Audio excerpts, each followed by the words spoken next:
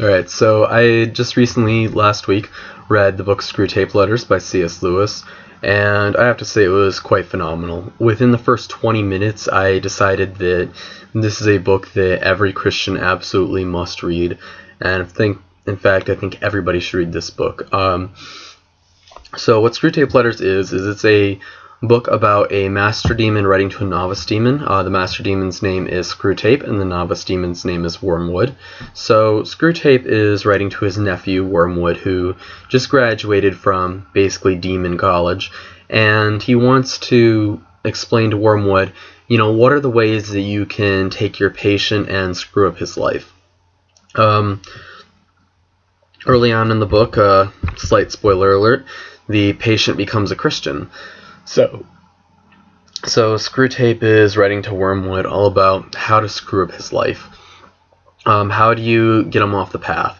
It was interesting because in a roundabout way, this book, even though it has a setting of you have a master demon writing to a novice demon, this is really a master Christian, C.S. Lewis, writing to us, people who are maybe young believers, or everybody. So this is really somebody who, in many ways, is a master of the faith, writing to other people who are, compared to him, maybe not so much. So kind of an irony there. One of the things that was talked about in the book, however, was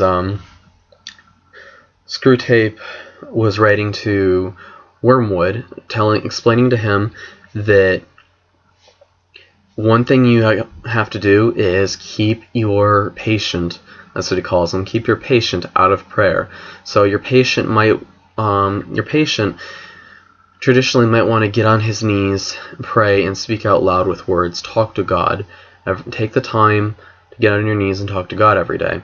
And Screwtape says to Wormwood, now what you got to do is you have to, instead of doing that, instead of having him actually pray and speak out loud and talk to God, what you have to do is make it where he doesn't get on his knees and pray. Make it where instead he tries to just kind of get a spiritual high or just a spiritual feeling.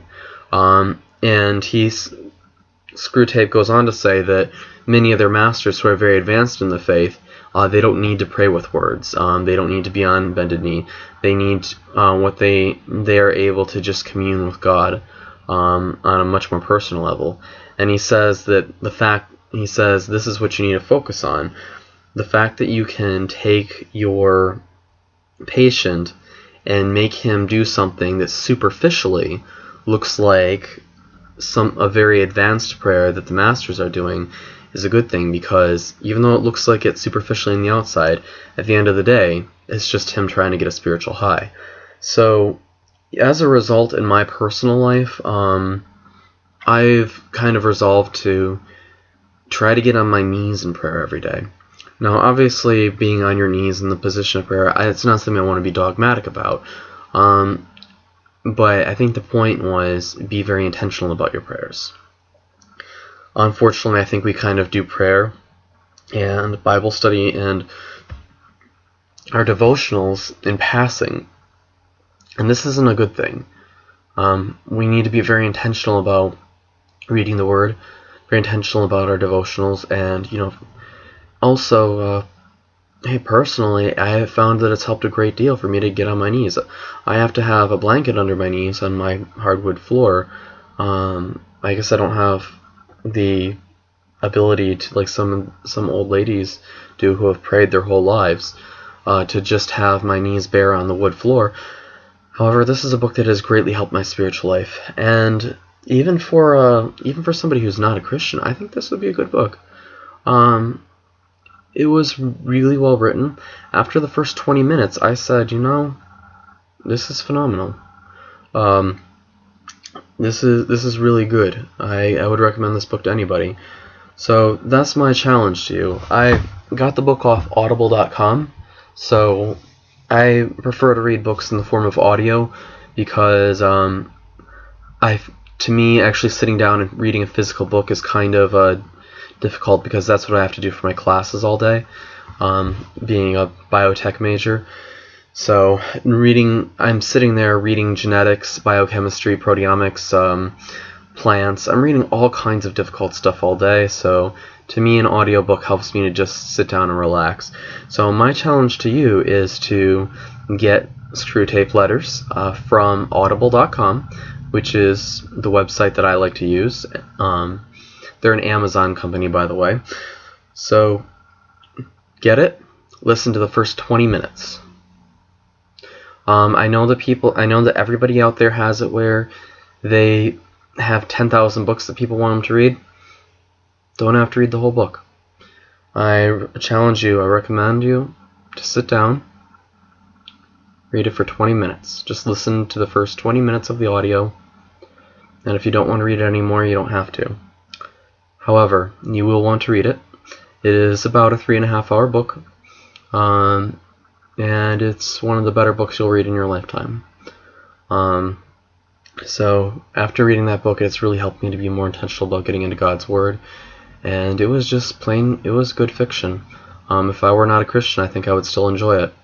I might potentially roll my eyes at some of the theology because I wouldn't be a Christian. However, it was really phenomenally written. Oh, one more thing about the book. One of my favorite tidbits is towards the beginning. Screwtape is writing to Wormwood, and he explained to him, make sure whatever you do, you don't have your patient read any science. Now, what you want him to do is you want him to just kind of, take all that jargon he's heard, here and there through the grapevine, and just assume that is what researchers believe.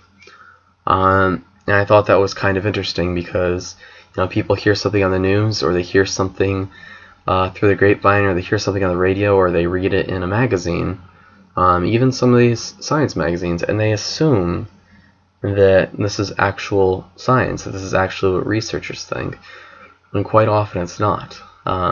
Since it's attributed to very intelligent scientists, they think, well, an intelligent person must have said this, so it must be true.